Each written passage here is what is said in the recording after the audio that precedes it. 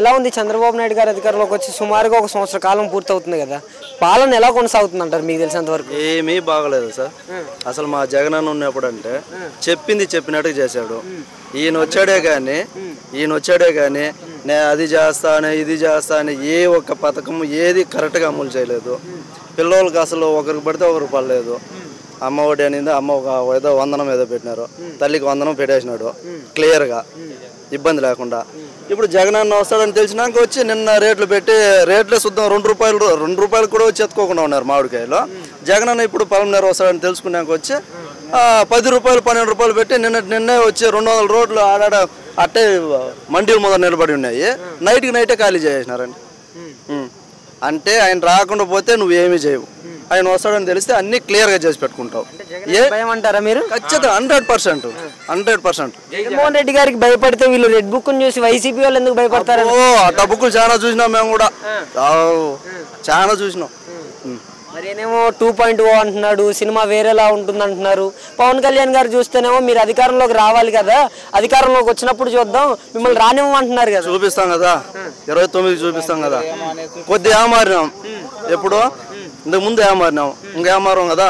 ఇప్పుడే చూస్తున్నారు సంవత్సరానికి ఎంత మాత్రం ఉందని.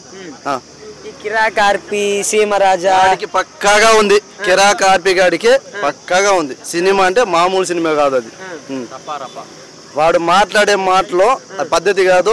జగనన్న కానీ భారీ తమ్ముడు కానీ ఇంకా ఉండేవాళ్ళని కూడా కార్యకర్తలు కానీ వాడు మాట్లాడుతూ పద్ధతి కాదు, దానికి రెట్టింపుగా ఉంటుంది. రీసెంట్ గా బైరెడ్డి సిద్ధార్థ రెడ్డి గారి గురించి కూడా కొంచెం విమర్శ చేశారు కదా. సిద్ధార్థ రెడ్డి గురించి వాడికి ఏం తెలుసు అండి? వాడికి ఏం తెలుసు? చేపల పులుసు అమ్ముకునేది తెలుసు వాడికి. సిద్ధార్థ రెడ్డి గురించి మాట్లాడేంతటోడా చెప్పండి. ఆయన గురించి తెలుసుకుంటే కొద్దిగా వీడు ఉండడు. ఇది క్లారిటీ. ఏదో వాగుతాడు వాగని. 2.0 అంటే ఎలా ఉండబోతుంది అంటారు? రాజారెడ్డి రాజ్యాంగం మళ్ళీ అమల్లోకి వస్తుందంటారా? సార్ చెప్తారే కానీ మా జగనన్న వచ్చి ప్రతి ఒక్కరికి మంచిగా చేస్తాడండి. ప్రతి ఒక్కరికి మంచి చేస్తాడు, చెడు అంటూ చేయడు. అది మా నమ్మకం. అంత మంచి వ్యక్తి 11 సీట్లకి ఎందుకు పరిమితం అయ్యాడంటారు మీకు తెలిసి? ఏదైంది అనేది ప్రజలకు తెలుసు. అయ్యింది దాని గురించి వద్దు. అది ఏమేమైందో దేవునికి తెలుసు, ప్రజలకు తెలుసు. అయిపోయింది. సూపర్ 6 పరిస్థితి ఏంటంటారు? అయిపోయిందని చెప్పారు కదండి చంద్రబాబు నాయుడు గారు. అయిపోయింది, సూపర్ 6 ఏం లేదు, క్లియర్గా ఇచ్చేసామన్నారు. దాని గురించి మాట్లాడుకునేది వేస్ట్. అడిగితే నేలకు మందం అని కూడా అంటున్నాడు కదా.